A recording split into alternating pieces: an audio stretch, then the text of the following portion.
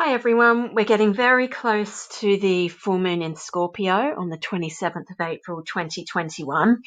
Now, we know full moons are normally intense. On top of that, this is a supermoon, which means it's closer to the Earth, so it's even more intense. On top of that, it's in Scorpio, which is the intense, deep, strong, powerful sign. And conjunctions, it's opposite Uranus, and that means we've got that ongoing theme of the unexpected, sudden change, rebelliousness, and also the Sun, Moon, Mercury, and Venus are all square Saturn.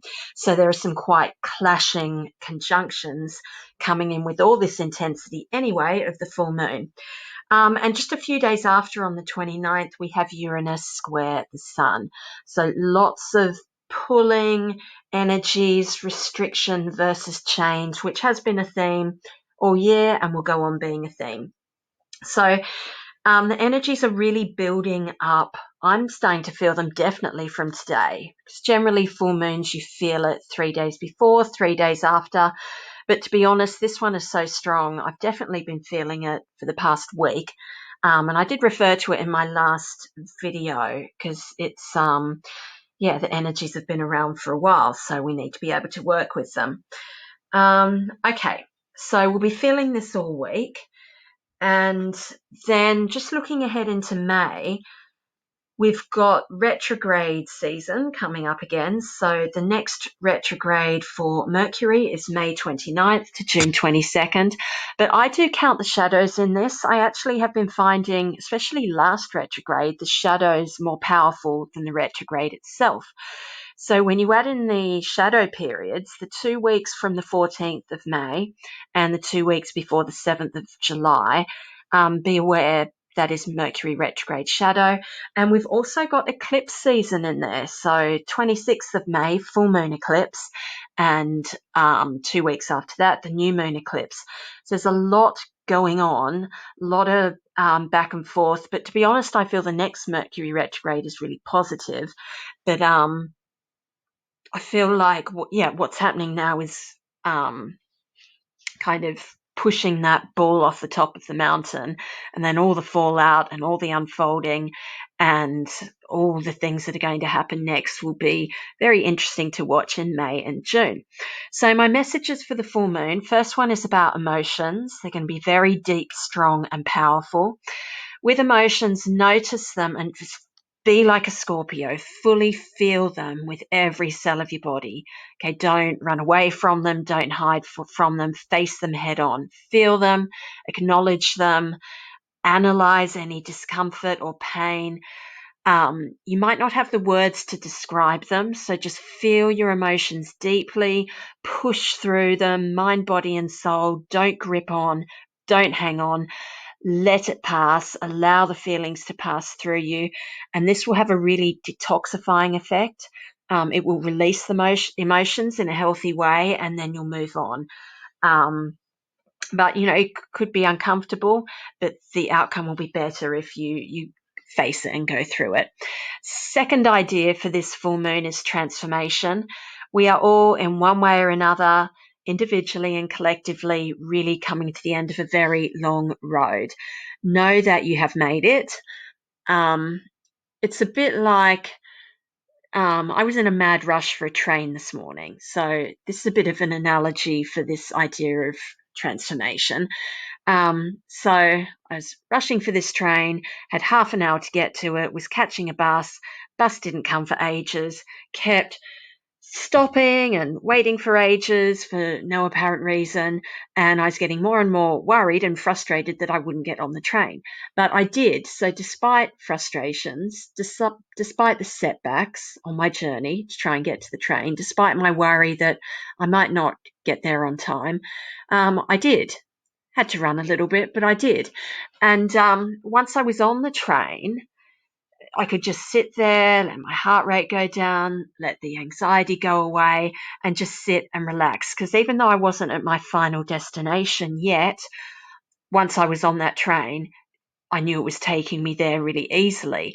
So that's really quite symbolic, I think, for all of us in our journeys at the moment.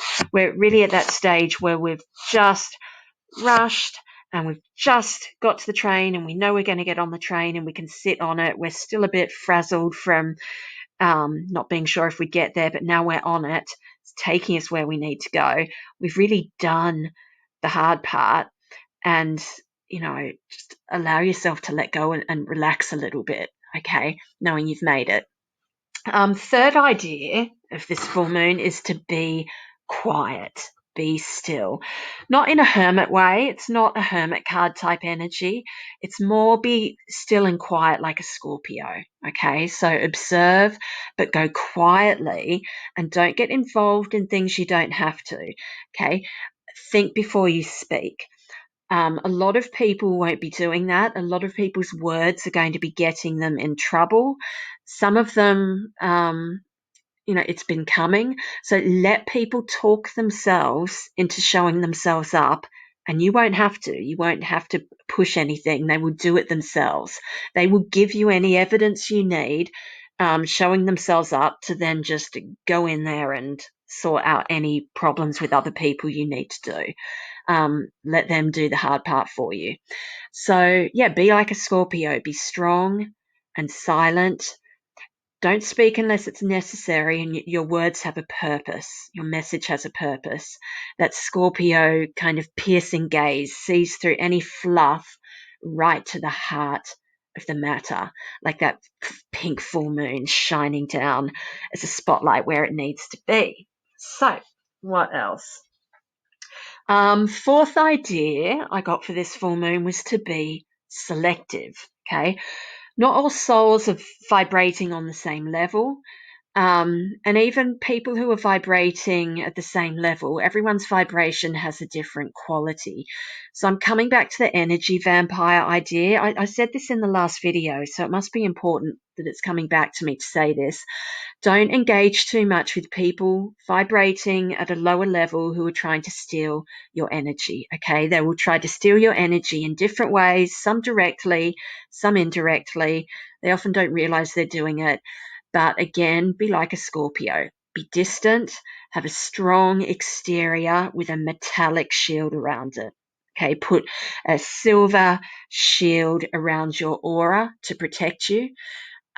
Be above the petty dramas and gossip, small-minded, uncritical thinking. Don't be distracted by it.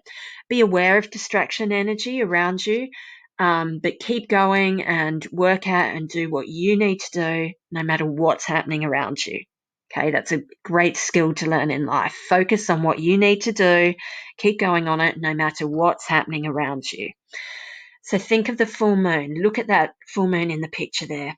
Let its light shine on you. Let the light of this full moon illuminate, heal, energize, strengthen, and empower areas of your life and areas of your soul that need this supercharged power of the moon. You might not consciously be aware of which areas they are, but that doesn't matter. Just open up and let that healing, energizing, focused light in, and it will go where it needs to go. Have faith in that. Okay. Another thing to be aware of is anything that's wasting your time and energy, cut it out. Okay. That's more of a message I feel for further down the track when we have the eclipses at the end of May and mid-June, but you may get some little hints of that coming in already. So, lots going on with this full moon. Be aware your body uses a lot of energy, even if you're not physically like moving around a lot, just mentally and emotionally using a lot of energy to process all of this. So rest as much as you can. Eat and drink plenty and healthily so that you've got all the goodness to keep you going. The crystal I pulled, and I didn't even make this connection when I pulled it, but it's a rose quartz for this month. But of course it is, because it's the pink moon, the pink full moon, according to Native American folklore. And it's lovely pink in the picture I've put, and that's reflected in our rose quartz. So, let the rose quartz calm any frazzled feelings around the full moon. I like to put mine under my pillow when I sleep. Just do remember to cleanse it, so you can use salt water. but put it out under the full moon. That's a great way to cleanse crystals as well. There's quite a detox energy with Scorpio. So you may find you have itchy skin, headaches, upset stomach, and that's just your body detoxifying. And your body knows how to do it. You can do detox. If that's something you're into. You don't have to. You don't have to cut things out. The body knows how to detox itself. So just be aware that you may be getting some symptoms of that. I like lemon juice or lime juice in hot water, and I squeeze it, and then I put the half of the lemons and limes in a glass, and it smells really nice inside. I pulled 2 cards, which I didn't sort of surprised me, but actually don't the more I think about them. So the first one was the 5 of Cups, which is reflecting this emotion, the emotions I spoke about, this emotional sort of stirring up with the full moon. There may be times with the full moon energy where it feels desperate, where it feels too much. You might feel like you're despairing. So don't just focus on what's not the way you want. Look at what you've got behind you. All is not lost. Like I say, feel the feelings, acknowledge it, but then get on with things. All is not lost. Keep going. Second one was the 6 of Pentacles, which is all about sharing and generosity with others. Message I'm getting from that is don't be too generous. Don't just sort of give to people all the time. Be selective on what you're giving and how much you're giving. It could be practical things, but equally emotional giving.